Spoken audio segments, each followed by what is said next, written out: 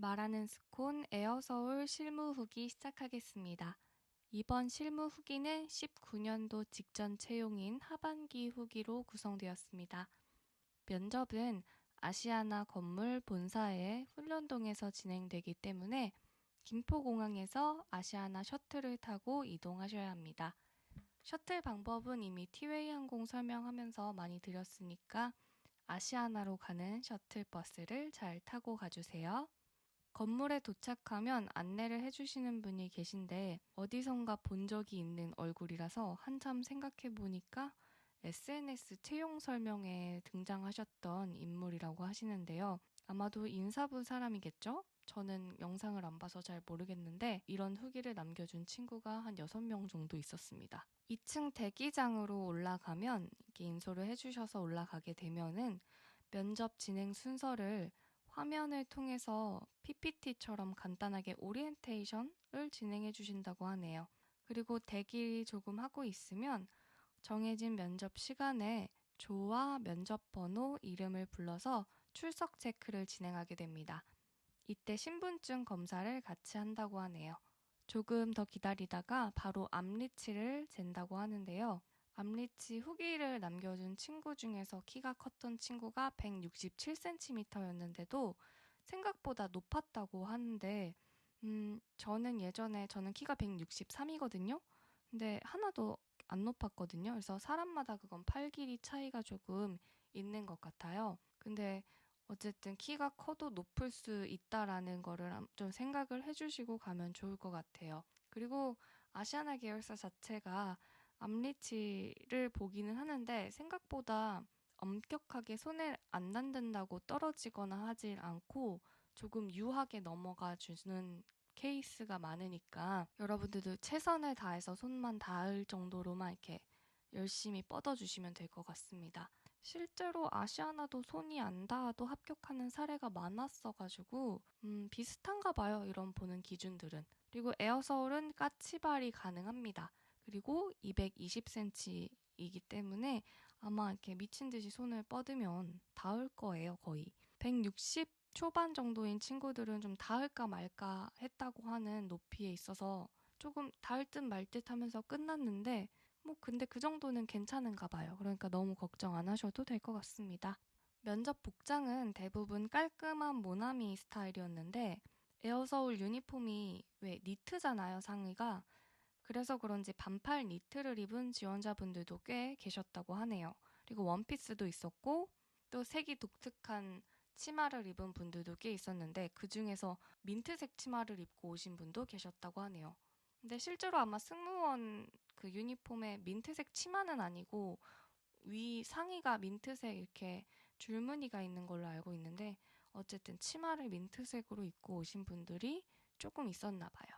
어쨌든 이렇게 출석 체크가 끝나면 다시 자리에 앉아서 대기를 하고 있으라고 하는데 이때 이제 본인의 조로 호명을 해주신다고 합니다. 그래서 조 이름을 잘 기억하셨으면 좋겠고요. 조별로 인사 맞춰보고 엘리베이터 타고 위층에 한 층 위에 있는 3층 면접실로 이동하게 됩니다.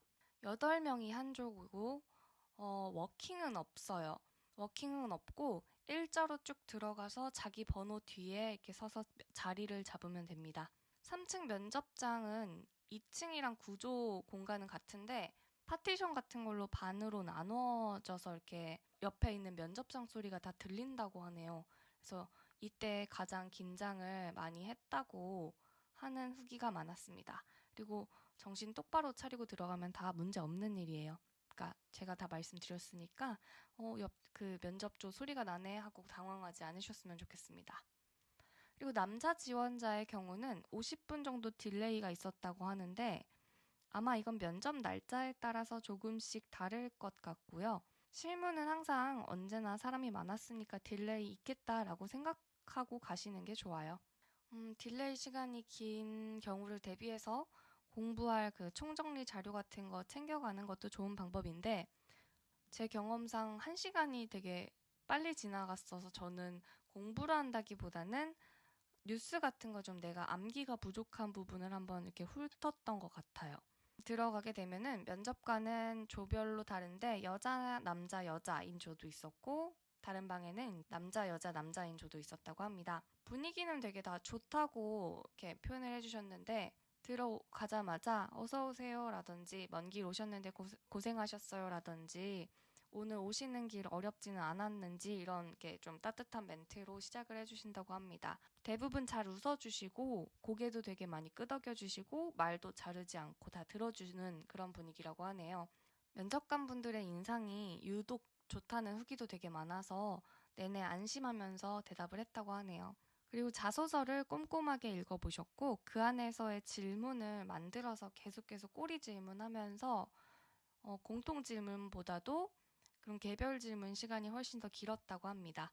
그리고 답변 자체랑 질문을 할 때 짧게 왔다 갔다 하는 핑퐁식으로 진행이 많이 됐었고 지원자가 답이 조금 길어도 끝까지 다 들어주시고 끝까지 하세요라고 해주신다고 합니다. 근데 이제 옆에 지원자들 말하는 거 보고 내가 좀 길다고 생각하면은 그것도 임기응변으로 이렇게 끊어주는 그런 연습도 하셔야 돼요. 안 들어주시는 경우도 있으니까. 대부분 면접 시간은 다들 짧았다고 하는데 한 20분에서 30분 정도 된 것 같고요. 아무래도 8명이 들어가다 보니까 꼬리 질문 없이 그냥 끝나는 경우도 되게 많았다고 해요. 시간이 넉넉한 경우 질문을 못 받은 사람께 손을 들으라고 하거나 아니면 딱 한 분, 예를 들어 질문을 안 한 사람 있으면 뭐 누구누구 씨 하고 싶은 말 하세요라는 그런 기회를 주셨다고 하네요. 그러니까 마지막으로 손 들고 하고 싶은 말 하세요 이런 것도 시키고 그러니까 마무리를 그렇게 하고 싶은 말로 해주셨다고 하고요. 일본어나 중국어 가능자들 있죠. 제2외국어 가능하신 분들은 해당 외국어를 확인하는 시간이 있었다고 하네요. 어학 자격증 없어도 본인이 언어에 대한 답변을 어필하셨다면 바로 시킨다고 하니까 솔직하게 답하시거나 면접 때까지 좀 열심히 준비해가면 좋을 것 같습니다. 에어서울은 후기 자체가 그렇게 긴 편이 아니어가지고 다들 연도별로 이렇게 합쳐봐도 그냥 입장하고 질문 받았어요 이런 것밖에 없어가지고 좀 짧게 녹음이 됐는데 어쨌든 내일 금요일날 발표가 난다고 하니까 다들 좋은 결과 있었으면 좋겠습니다. 질문은 다시 블로그에 정리해서 올려놓을 거고요. 에어서울은 유독 그런 타 항공사에 지원했는지 많이 물어보고 그 항공사에서 어디까지 이제 뭐 실무까지 갔는지 임원까지 갔는지 최종까지 갔는지 이런 것들을 좀 많이 물어보더라고요. 그래서 혹시 다른 데 지원하신 분들이 있다면 이거는 말해도 상관없을 것 같거든요. 뭐 최종까지 갔다든지 그럼 왜 떨어진 것 같아요? 이런 질문을 하는데 혹여나 답을 잘 못할 것 같으면은 그냥 지원을 안 한 그런 느낌으로 가셔도 되는데 근데 면접관들이 보면 다 보이거든요. 그리고 여러분들 다 쓴 거 아실 거예요. 그래서 굳이 거짓말 하실 필요는 없다는 것. 단 이제 본인이 실무에서 떨어졌으면 왜 떨어진 것 같은지 그런 이유들을 좀 잘 생각해 가셨으면 좋겠습니다. 그냥 저는 실무까지 갔습니다 하고 끝나지 말고 그 실무가 제가 지원했던 첫 면접이어서 아무것도 준비도 안 됐고 처음 이렇게 승무원 면접을 보는 거여서 많이 긴장을 했었던 것 같습니다. 오늘은 저의 좋은 점, 최선을 다해서 보여드리고 싶습니다. 뭐 이런 식으로 마무리를 한다든지. 어쨌든 면접은요, 말을 예쁘게 해야 돼요. 말을 예쁘게 한다는 게 꾸며서 예쁘게 하라는 게 아니라 이 사람의 인성이 묻어나오는 거를 많이 평가하는 거거든요. 그래서 첫 번째로 너무 자기중심적인 멘트는 안 하는 게 좋고요. 두 번째로 조금 이렇게 내가 하고 싶은 말이 다 있다고 그걸 다 전달하는 게 아니에요. 저번에도 얘기했지만 면접관들한테는 면접관들이 듣고 싶은 이 항공사에 와줬으면 하는 그런 인재상을 파악하고 내가 거기에 맞춰서 가는 거니까 여러분들 가끔 내가 이게 첫 면접이니까 그런 감이 안 와서 이것도 얘기하고 저것도 얘기하고 하는데 에어서울이 어떤 지원자를 원하는지 에어서울 민트타임인가? 그거 프레시는 제주항공이죠? 어쨌든 그런 민트타임이라든지 에어서울이 그런 강조하는 이미지를 좀 여러분들이 살펴보고 본인의 장점이랑 항상 제가 얘기하잖아요. 이렇게 연계해서 가는 게 맞는 거라고. 그리고 LCC이기 때문에 역시나 판매 그리고 노선 자체가 일본이 많기 때문에 일본 노선 외에 또 어디가 있는지 또 일본의 소도시는 어디가 있는지 한 번 정도 더 살펴보고 가는 게 좋은 방법이라고 생각하고요. 본인들의 경험이나 현재 직업이나 여태까지 무슨 일을 해왔는지 이런 것들 위주로 많이 물어보시니까 과거에 했던 일을 어떻게 설명하면 좋은지 이런 것도 구상해서 가시면 좋을 것 같습니다. 그리고 재지원하는 분들, 재지원하시는 분들은 지난번에 왜 떨어진 것 같은가 라는 질문이 되게 많았었는데 사실 지금 채용이 5년 정도 없었잖아요. 그래서 직전에 지원했다고 하는 거는 사실 이런 질문은 올해는 없을 것 같고 혹시 그런 질문이 있더라도 어떻게 내가 더 변화를 가지고 발전을 했는지 이런 부분을 잘 살려서 설명하면 될 것 같습니다. 그리고 취미 특기나 자기소개 특기 위주로 질문을 하셨고 혹시나 특이한 취미나 좀 특별한 특기를 가지고 계신 분들은 그런 것도 설명할 수 있도록 어떤 질문이 있었냐면 뭐 예를 들어 난 테니스를 잘한다 하면은 테니스가 만들어진 그런 유래나 어느 나라에서 시작했는지 혹시 설명해 주실 수 있어요? 이런 질문도 있었다고 하니까 내가 이렇게 관련된 분야에 대해서는 잘 설명할 수 있도록 좀 깊이 있게 공부하는 것도 좋은 방법이라고 생각합니다. 남자분들 질문은 까다롭진 않았는데 졸업 후에 뭐 했는지 그리고 전공 관련된 질문 위주로 많이 질문이 있더라고요.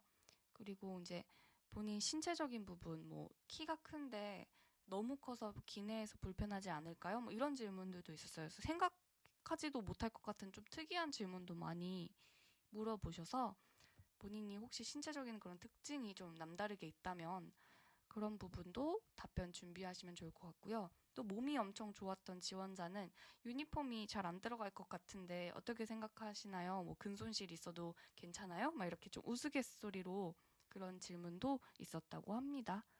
에어서울은 사실 여러분들 편하게 보고 오시고 이미지 자체를 일단 실무에서는 가장 많이 보는 거니까 잘 웃고 장점이랑 긍정적인 부분 많이 보여주고 오면 좋을 것 같습니다. 근데 면접이 사실 다 그래요. 특별하게 1차라고 뭐가 달라요.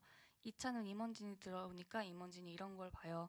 최종은 사장단이랑 그런 더 높은 분들이 들어오니까 이런 부분을 더 살피는 것 같아요. 이런 차이지 다 승무원적인 여러분의 그런 서비스적인 마인드나 뭐 상냥한 부분을 많이 보시려고 하는 거니까 답변 자체에 너무 막 전 이런 거 다 잘하고 뭐 해낼 수 있고 이런 너무 그런 부분보다도 어떻게 배려할 수 있고 이해심이 어떻게 있고 소통은 어떤 방식으로 취하는 게 좋은 것 같다 이런 좀 업무적인 방식으로 녹여내서 답변하시면 좋을 것 같습니다. 여기까지 할게요 진짜로. 그러면 내일 다들 합격하시면은 오픈 카톡방에 공유해 주시거나 댓글에 남겨주시면 감사하겠습니다. 그리고 후기도 꼭 저한테 보내주세요.